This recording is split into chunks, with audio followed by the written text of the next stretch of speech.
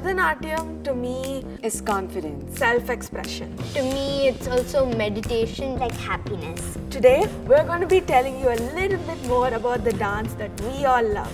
This is Bharatanatyam.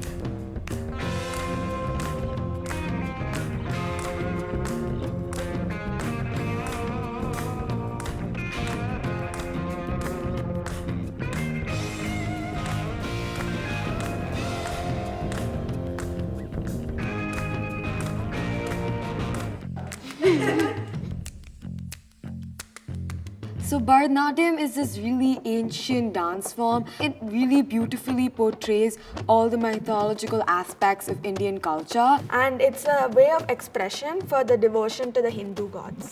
I think it's powerful for me because it makes me feel more confident to express myself more to a lot of people. Usually I don't really do that, so it makes me feel more strong and confident. So people might want to say misconceptions like, oh, it's a bit outdated, it's too traditional. They may seem that it's boring, but actually it's relevant even to today. As you can see, I'm only 8 and I love Bharatanatyam and I'm learning it, so it's not that old. Bharatanatyam was originated from a state in India called Tamil Nadu. The history has spanned thousands of years. And the dance form has stood the test of time and evolved so much. It was considered very sacred form of art. The old times only it used to be performed by people called Devadasis. They were special dancers. So during the British occupation, it was banned. But now everyone can perform it of all ages. And it's actually modernized a lot to something that anyone can understand. And it's my job to be able to convey the message or story that I want to.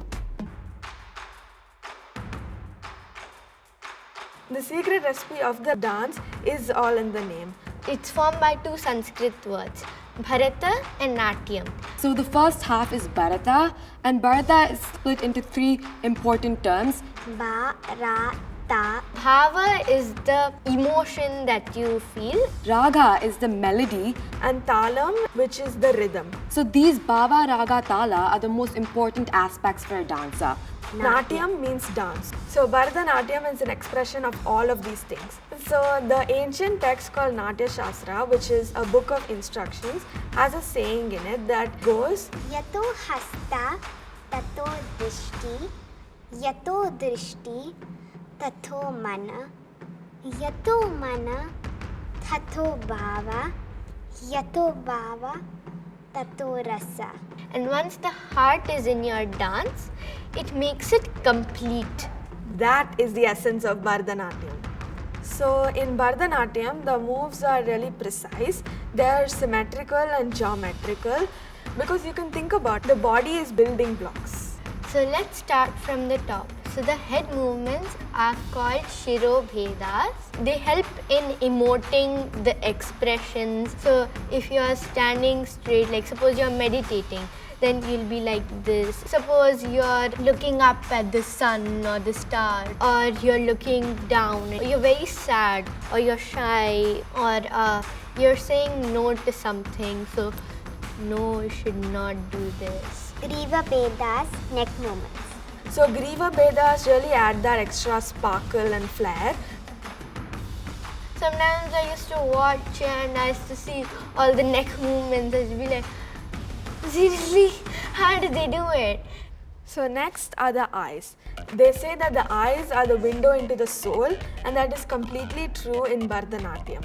So when you smile, you can't just be like, it's not a real smile, right? Your eyes are like, why am I doing this? So obviously it's important to see the eye movements.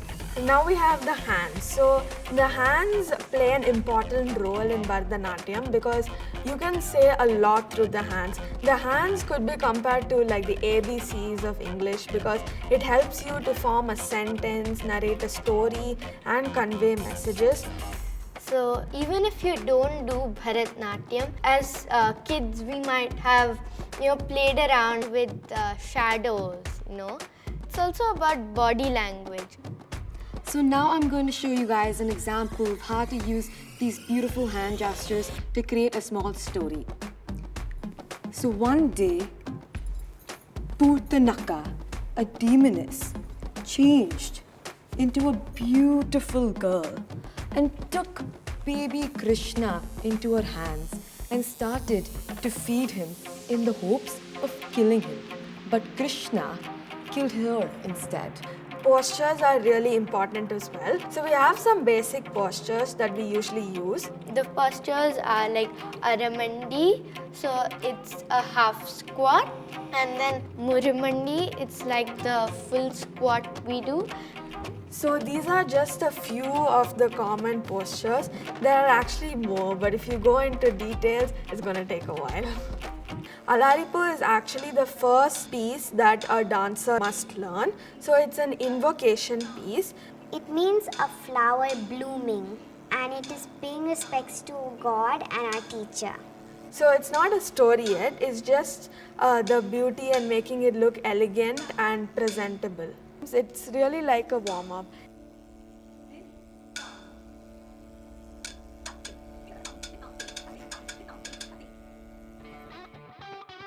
So now comes the real magic. It's when we coordinate the footwork and the hand gestures with the face and the eyes. So this is actually the emotions. So there are 9 main emotions that we use. They're known as the Navarasas. To be able to express and emote properly, you get into the character first and you understand the character and the character's emotions so that you are able to emote it well and the audience is able to feel it as well. This really amplifies the dance and makes it much more understandable.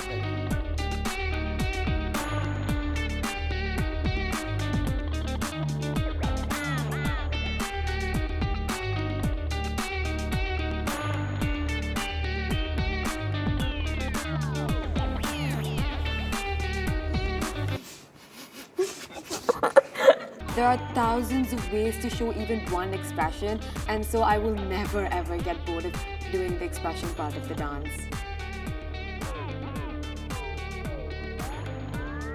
So one of my favorite things about Bharatanatyam is getting ready, like doing all the makeup, the hair, getting into your costume.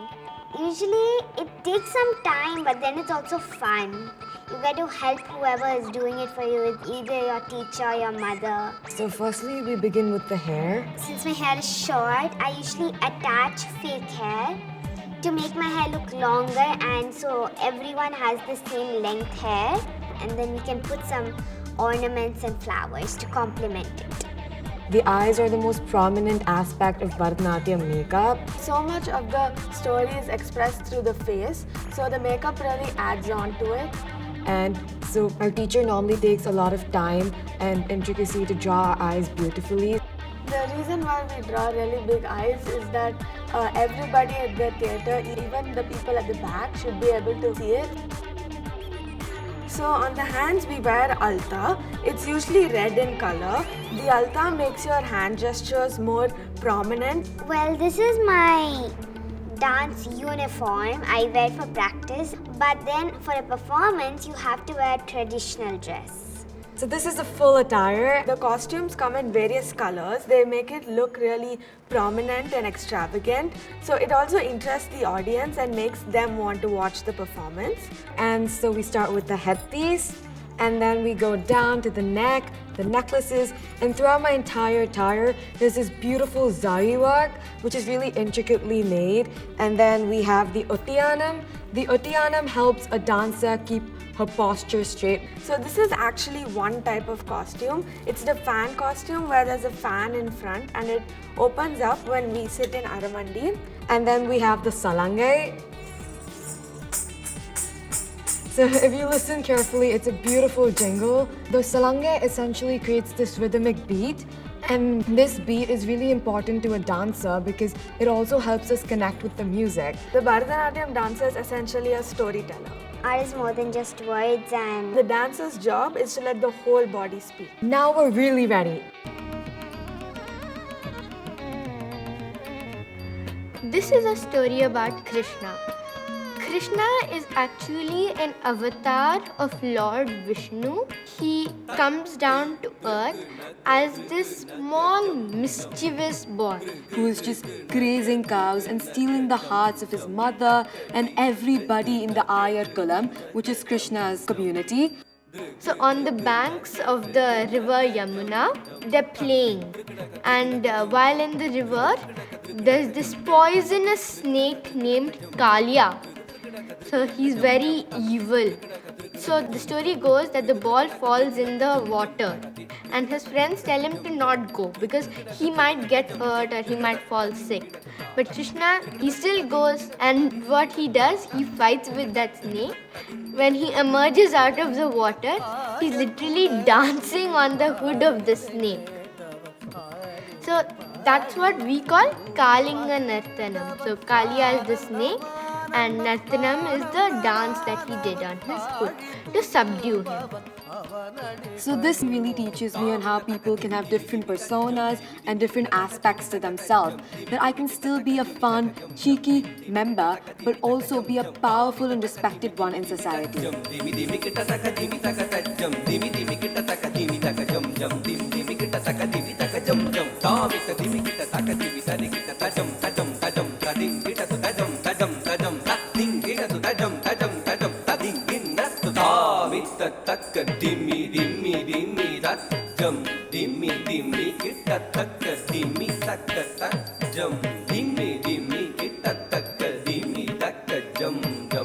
dimmi kitta takka dimmi takka jum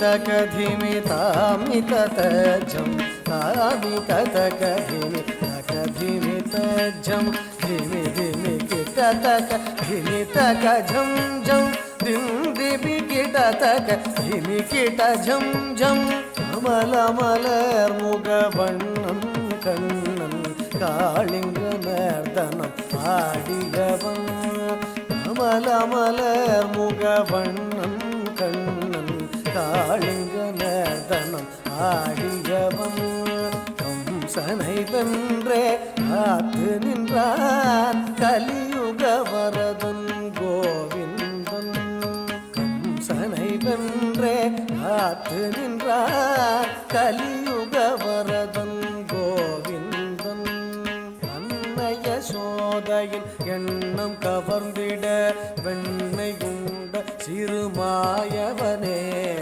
உன்னை எண்ணி நிலம் நினைவுருகும் அடியா துய தீர்த்திடும் தூயவனே விண்ணும் விரி கடலும் வியல்திடவே நிதம் வண்ணை உள்ள சிறு பாலகனே யசோதை மணமகள் மாதவனே குசேலர் துயரினை தீர்த்தவனே மாமுனிவர் புகழ் மாலவனே நாரணனே மதுசூதனனே ராமமுறை துணை நாடும் நினைந்திடும் முரளிதர கவித்வமே முரளிதர